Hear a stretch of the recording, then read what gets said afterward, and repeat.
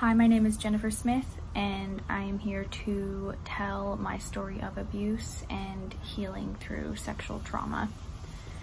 When I was 12 years old, I started to be groomed by a man who was a family friend of a family that I was staying with. I grew up very vulnerable, so by vulnerable I mean I didn't have a lot of family around, a lot of family support. I was being raised by my single father at the time, who was also very abusive, and he kind of just dumped me off and dumped me off at a family that we had met through the Mormon community. And during the time that I was staying with that family, I had started to be groomed by a man who was friends of the family. His parents were Mormons at my local Mormon community, the ward, and I think the reason why he chose me was because he knew that I was vulnerable more than the other youth that were in the ward. He would always kind of be around where all the other kids were. You know, we'd play like Capture the Flag, which is like this game where all the Mormon kids would come together at a park, and he would be like the oldest one there. And very quickly he latched onto me and started flirting with me. And yeah, that's kind of how it all started. So very quickly, he started sending gifts to my house, you know, flowers, made me a bracelet, said he was going to take care of me, sent me candy on St. Patrick's Day. Yeah, just love letters. He actually got my number because he asked me if, he got my number because he was like, hey, I might need to hook up with you for future events, if you want to organize like a game night or whatever. And I, as a 12-year-old, thought that was cool. I was like, oh, this older guy who's kind of seen as the bad boy and is, you know, he's wanting to text me, like how cool. And I kind of thought that it was odd, but I didn't want to question it because I didn't want to seem lame to this like older guy who took this interest in me. So I gave him my number, and before you know it, we were texting very late at night, and you know, he would send me a lot of dirty texts. And I remember specifically asking him at one point, you know, I'm 12 years old, why are you talking to me? And he was like, I think you're just special. I think that I had a feeling when I first saw you that we were meant to be together. And as a 12-year-old, you know, that's very strange to have somebody say that to you, and you're not really ever prepared to respond or think that's like bad. You just feel special at that age. You know, you're very impressionable. So yeah, he essentially kept texting me, sending gifts to my house. Before you know it, we were hanging out together. You know, I had kind of convinced the family I was staying with that he was safe, and he was also a family friend, and he had said to the family I was staying with, look, I will take care of her, I won't do anything sexual, I just feel like I need to look out for her because I know she's in a vulnerable position. You know, I was dealing with family abuse at the time, didn't really have a lot of people in my life that could keep me safe, and so he wanted to just conveniently take that role. And it worked. You know, he didn't just groom me, but he groomed the family that I was staying with, and they believed him. They believed that he would keep me safe. So before you know it, he was showing up at the house. Before you know it, he was, yeah, it escalated really quickly. Within a couple of months, I was very in love. Like, my intentions were very pure.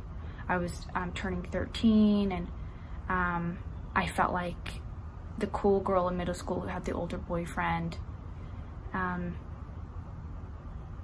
And there was even a running joke where I was, quote, jailbait. but it was just funny, you know, like it was just this weird kooky thing that, yeah, is a little strange and like 1 in a million, but it's not abuse because there seems to be genuine love there, right? So I was falling for it. No one was really telling me that it was wrong. When they were telling me it was wrong, it was in a jokey way. It wasn't serious. No one ever pulled me aside and said, you need to really stop talking to this guy. That never happened. So I didn't trust my own doubts. Like, I was a kid. If everyone around me didn't have a problem, why should I have a problem? So he would come over to my house. When he would abuse me, it was mostly on the front porch of the house I was staying at the time.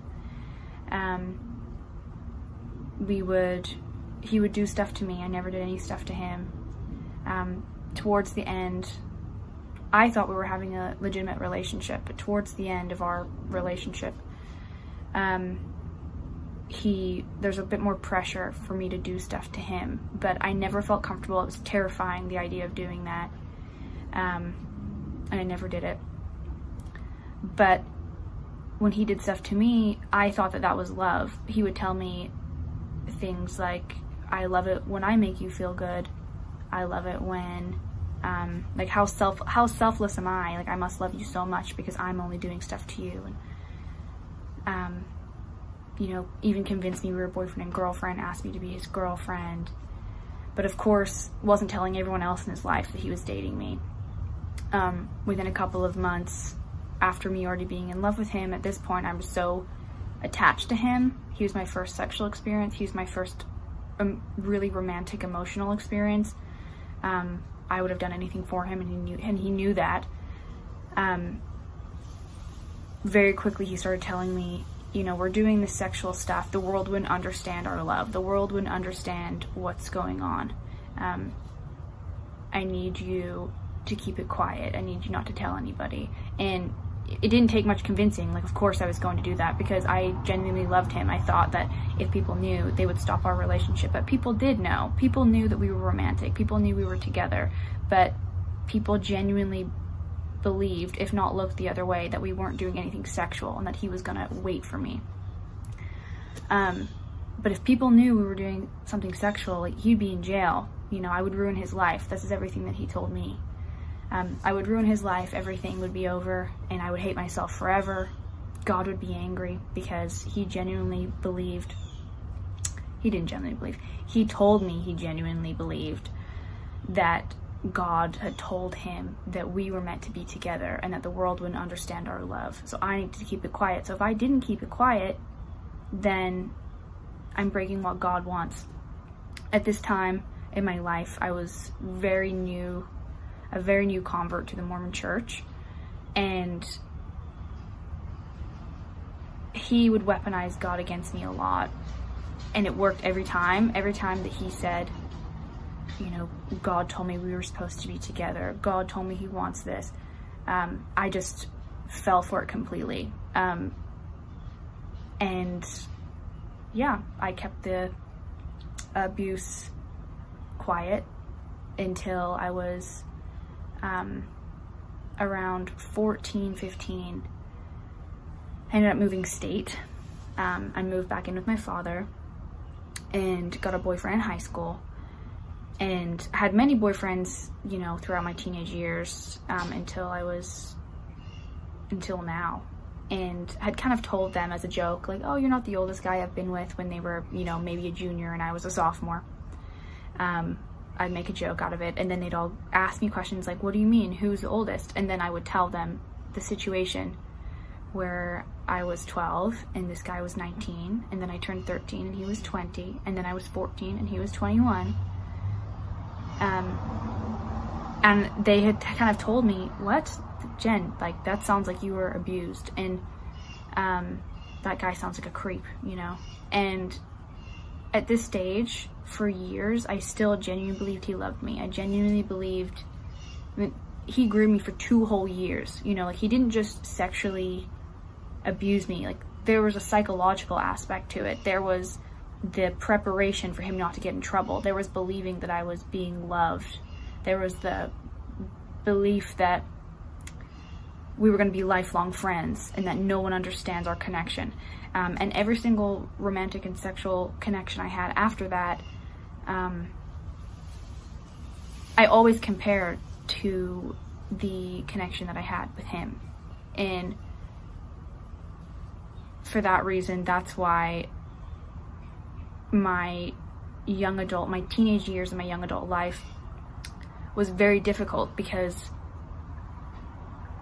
my foundation for what I thought love was and what I thought a consensual, respectful sexual relationship was, and what I thought a respectful romantic relationship was based off of what he taught me. What he told me I deserved, what he told me was right and wrong. So when I was around 23, actually I need to kind of go back.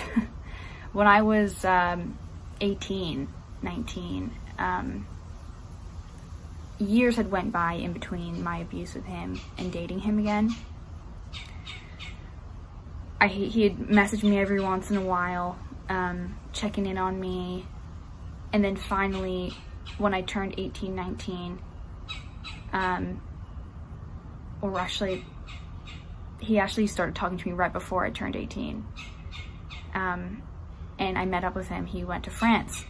And for my 18th birthday, I asked my mom, I said, hey, for my 18th birthday, will you pay for this trip for me to go and see him? So I met up with him for the first time in years since my abuse, and I felt sick. Like, it was the first time I'd seen him. I remember literally the first time I saw him at the train station, and I felt ill.